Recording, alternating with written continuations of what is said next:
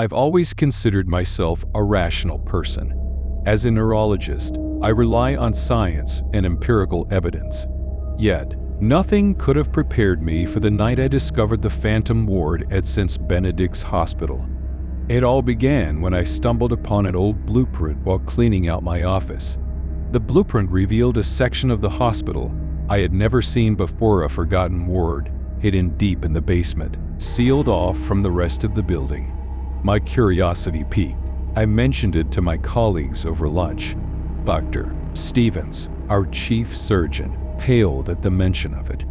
"Leave it alone, Eliza," he warned. "There are things better left in the past." His reaction only fueled my determination. That night, armed with a flashlight and a crowbar, I descended into the basement. The air grew colder and mustier as I ventured deeper. The entrance to the ward was concealed behind a rusted door, its hinges stiff from years of disuse. With a few strong pulls, the door creaked open, releasing a gust of frigid air that sent shivers down my spine. Inside, the ward was eerily silent. The only sound was the faint echo of my footsteps. The walls were lined with dusty beds, each one with restraints still attached. An old nurse's station stood at the center, covered in cobwebs. The place reeked of decay and neglect, but there was something else, a heavy, oppressive feeling that made it hard to breathe. As I explored further, I noticed a pattern. Each bed had a nameplate with dates and patient numbers, but the records ended abruptly in the 1920s. I found a ledger on the nurse's station and began to read. The entries detailed bizarre treatment and unethical experiments conducted on the patients.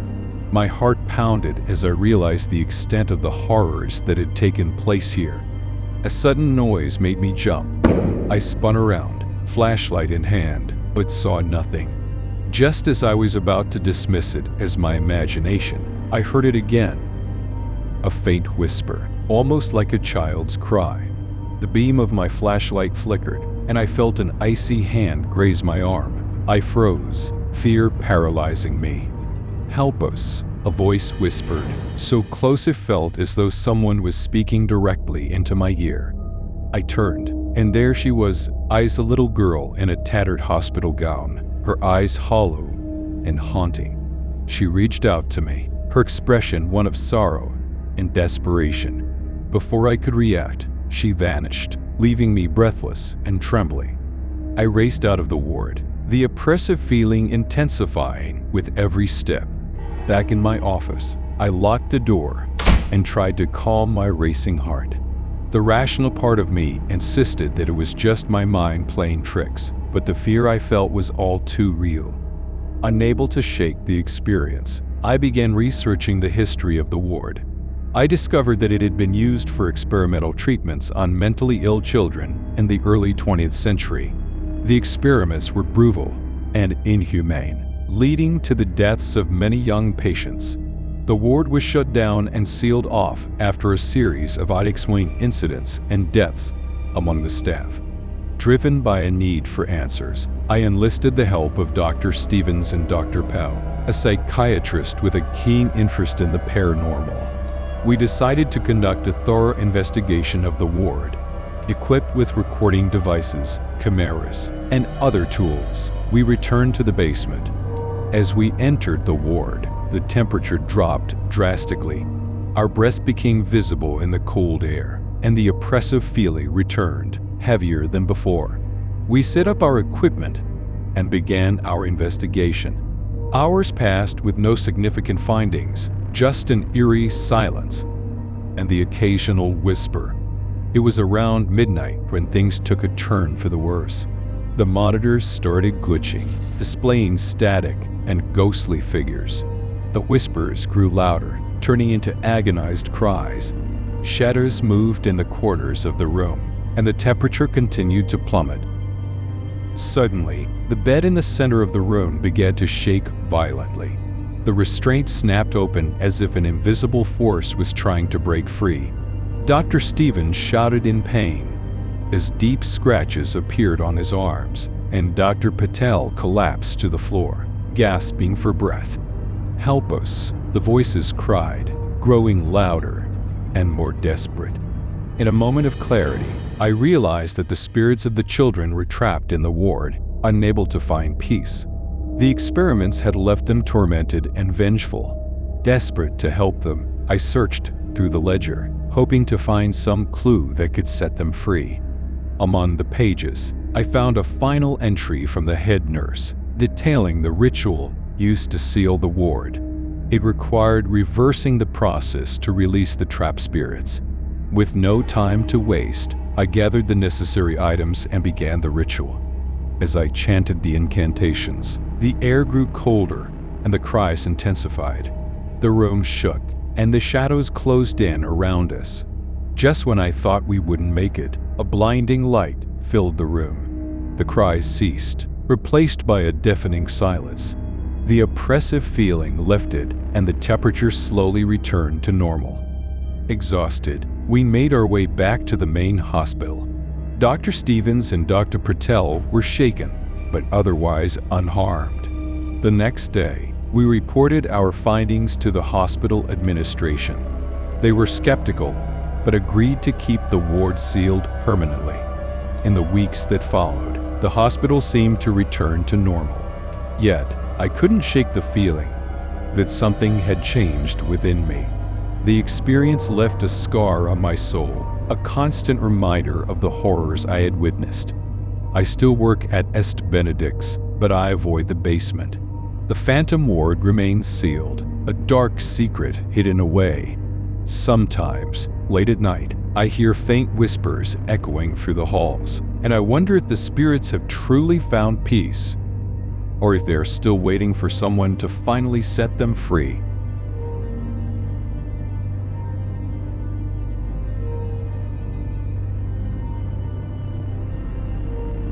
When I first arrived at St. Augustine's Hospital, I was eager to prove myself. As a newly appointed surgeon, the opportunity to work in such a prestigious institution was a dream come true. However, I quickly learned that not all dreams are pleasant. During my orientation, I overheard whispers about operating room 13. According to the nurses, the room was cursed. Every surgeon who had performed a procedure there had met with a tragic end. I dismissed the stories as mere superstition until the day I was assigned to it. It was a routine appendectomy. The patient, a young woman named Emily, was prepped and ready. I scrubbed in, trying to ignore the uneasy feeling in my gut. As I entered operating room 13, a chill ran down my spine. The room was cold, far colder than the rest of the hospital. The overhead lights flickered, casting eerie shadows on the walls. "Just another surgery," I muttered to myself, trying to steady my nerves. The procedure started smoothly. My hands moved with practiced precision, and Emily's vitals were stable. But halfway through, the lights dimmed again. The surgical tools seemed to take on a life of their own, vibrating slightly on the tray. I glanced at the anesthesiologist, Dr. Collins, who looked just as unnerved as I felt. Suddenly, the heart monitor began to beep erratically. Emily's heart rate spiked, then plummeted. I barked orders, trying to stabilize her, but nothing worked. Panic set in as her pulse flatlined. We performed CPR, administered drugs, but it was no use. Emily was gone. As I stood there, drenched in sweat, a cold voice whispered in my ear. She was not the first. I spun around, but there was no one there. The nurses looked at me with a mixture of fear and pity. Wordlessly, I left the operating room, feeling a strange mix of guilt and dread. That night, I couldn't sleep. Emily's lifeless eyes haunted me. I decided to investigate the history of operating room 13. Digging through old hospital records, I found a pattern of mysterious deaths dating back decades, each one linked to the cursed room. The most chilling account was from 1925, when Dr. William Hargrove performed an experimental procedure that ended in the patient's death. Dr. Hargrove himself died under suspicious circumstances a week later. Determined to uncover the truth, I sought out Dr. Durer, Hargrove's only living relative, his great-grandson, Thomas. Thomas was a recluse, living in a decrepit mansion on the outskirts of town. When I explained my purpose, he reluctantly let me in. The old man's house was filled with relics from the past, including Dr. Hargrove's journals. Thomas handed them to me with a warning. "Some doors are better left unopened, Dr. Harris." Back in my apartment, I pored over the journals. Dr. Hargrove had been obsessed with the supernatural. He believed that the operating room was a portal to the other side, a place where the veil between life and death was thin. He conducted rituals, hoping to communicate with the dead. Instead, he unleashed something dark and malevolent. As I read the final entry, a sense of dread washed over me. Dr. Hargrove wrote about a shadowy figure that had begun to haunt him, whispering threats and causing accidents. His death, it seemed, was not a mere accident, but the result of the curse he had unleashed. My hands trembled as I closed the journal. I had to put an end to this. The next day, I approached Dr. Collins and a few trusted colleagues, explaining what I had discovered. They were skeptical, but agreed to help. We decided to perform a cleansing ritual, hoping to break the curse. Armed with candles, sage, and a list of incantations from Dr. Hargrove's journal, we entered operating room 13 after hours. The air was thick with tension as we lit the candles and began the ritual. The lights flickered and a cold wind swept through the room. Shadows danced on the walls and the temperature plummeted as we chanted. The air grew heavy and a sense of malevolence filled the space. The shadowy figure from Dr. Hargrove's journal appeared, its form dark and menacing. "Leave this place," I shouted, holding up the sage. The figure laughed, a sound that chilled me to the bone. "You cannot banish me," it hissed. "This room is mine." Suddenly, the candles blew out, plunging us into darkness. The figure lunged at us, its presence suffocating. Desperate, I grabbed a scalpel and slashed at the air. The blade met resistance, and the figure shrieked, vanishing into thin air. The lights flickered back on, and the oppressive feeling lifted. We stood there, shaken, but alive. The room felt different, as if a weight had been lifted. The curse, it seemed, was broken. In the days that followed, the hospital returned to normal. Operating room 13 was no longer cold, and the lights no longer flickered. My colleagues treated me with a newfound respect, and the whispers of the curse faded into legend. But sometimes, late at night, I still hear that chilling laugh echoing in the halls. I tell myself it's just my imagination, but deep down, I know that some doors, once opened, can never truly be closed.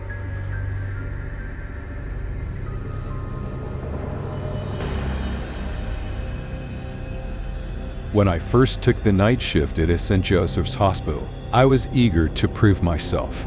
Fresh out of medical school, I believed that the graveyard shift would be a good way to hone my skills in a less hectic environment. Little did I know, the quiet of the night held its own dangers. St. Joseph's was an old hospital, built on the grounds of an old asylum. The building's history was a shadow that loomed over its halls. Stories of hauntings and strange occurrences were common, but I dismissed them as mere superstition. I was a doctor, after all, a woman of science. My first night started uneventfully. The emergency room was quiet, with only a few minor cases. Around midnight, I decided to take a break. I wandered the dimly lit halls, the fluorescent lights flickering occasionally, casting eerie shadows. The hospital seemed to breathe with an unsettling silence. As I passed by the old psychiatric wing, now closed off and unused, I heard a faint sound. It was a soft, rhythmic tapping, like fingernails against a window. I stopped, listening closely. The tapping grew louder, more insistent. Curiosity got the better of me, and I followed the sound to a door marked word C. The door was slightly ajar, its rusty hinges creaking. As I pushed it open, the air inside was cold, much colder than the rest of the hospital. A shiver ran down my spine. The tapping had stopped, replaced by a low, mournful whispering. I turned on my flashlight and swept the beam across the room. The ward was a relic of the past, with rusted beds and decaying walls. Shadows danced in the corners of the room, and the whispers grew louder, more distinct. They seemed to come from everywhere and nowhere all at once. My heart pounded as I took a cautious step forward. "Is anyone here?" I called out, my voice trembling. The whispers stopped abruptly, replaced by an oppressive silence. Then, out of the corner of my eye, I saw a figure standing by the window. It was a woman in a hospital gown, her long hair covering her face. She turned slowly, and I gasped. Her eyes were hollow, dark voids that seemed to suck the light from the room. "Help us," she whispered, her voice echoing unnaturally. I stumbled backward, my flashlight flickering. The woman took a step toward me, her movements jerky and unnatural. Panic surged through me, and I turned to flee. As I ran down the hallway, the whispers returned, louder and more desperate. I burst into the main hospital wing, my heart racing. The nurse at the station, an elderly woman named Margaret, looked up in surprise. "Dr. Blake, are you all right?" she asked, concern etched on her face. "There's someone in the old psychiatric ward," I panted, trying to catch my breath. Margaret's expression darkened. "You went into Ward C, didn't you?" I nodded, still trembling. Margaret sighed and motioned for me to sit down. "There's a reason that ward is closed," she said quietly. "During the asylum days, it was used for some of the most severe cases. The patients there were subjected to horrific treatment. Many died, and those who didn't were never the same." I listened, horrified, as Margaret recounted the history of the ward. The asylum had been notorious for its cruel practices, and Ward C was the epicenter of its darkest experiments. The spirits of those who suffered there were said to be trapped, unable to find peace. "They reach out sometimes," Margaret continued, hoping for someone to help them. "But it's dangerous. Many have tried and failed." Determined to put an end to the hauntings, I spent the next few nights researching ways to help the trapped spirits. I found an old diary in the hospital archives, written by a nurse who had worked in the asylum. She detailed a ritual that could supposedly release the spirits and allow them to move on. Armed with the diary and a newfound resolve, I enlisted the help of Margaret and a few trusted colleagues.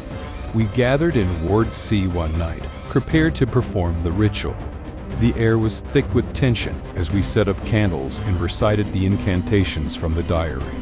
As we chanted, the room grew colder, and the whispers returned, louder than ever. The shadows seemed to close in around us, and the ghostly figure of the woman appeared again. She stood in the center of the room, her hollow eyes fixed on me. "Help us," she repeated, her voice a chilling echo. With a shaking hand, I reached out to her. "We're here to help," I said softly. The woman's form effort, and for a moment, I saw her as she must have been in life, frightened, alone, and in pain. Tears welled up in my eyes as I continued the ritual, my voice steady despite the fear gnawing at my insides. The room shook, and a blinding light filled the space. The whispers turned into anguished screams, then faded into silence. The coldness lifted, and the oppressive atmosphere dissipated. The woman's figure began to dissolve, her expression one of peace. "Thank you," she whispered, her voice barely audible. And then she was gone. We stood in the now silent ward, the weight of what had just happened settling over us. The hospital felt different, lighter. Somehow, the hauntings stopped, and the whispers ceased. In the weeks that followed, I continued my night shifts, But I never felt the same dread. The hospital, once a place of suffering and fear, had become a place of healing once more. Yet, late at night, when the halls are quiet and the shadows long, I sometimes hear a faint, grateful whisper, a reminder that the past is never truly gone, but that even in the darkest places, there is a chance for redemption.